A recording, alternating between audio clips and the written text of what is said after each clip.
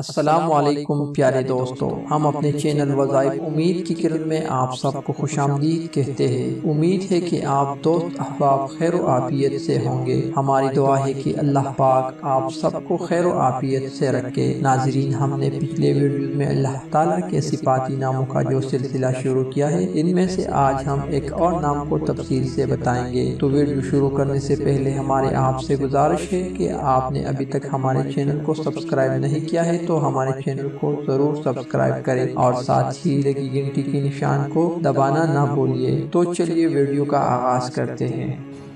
یا سلام،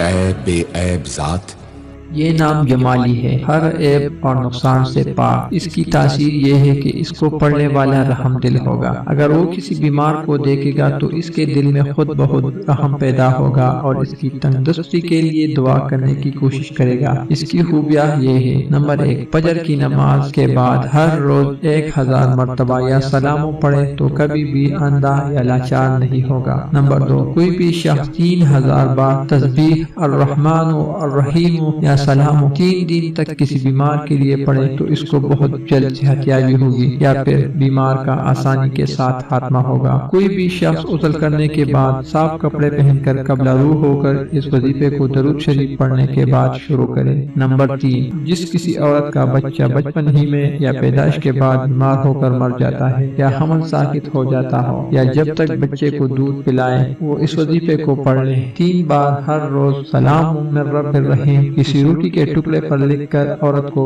کھلایا جائے یا دوا میں ملا کر پلا دی جائے تو اللہ تعالیٰ کی فضل و کرم سے ٹھیک ہو جائے گی۔ امید کرتا ہوں کہ آپ کو یہ ویڈیو پسند آئی ہو۔ ملتے ہیں اگلے ویڈیو میں، تب تک کے لیے اللہ حافظ۔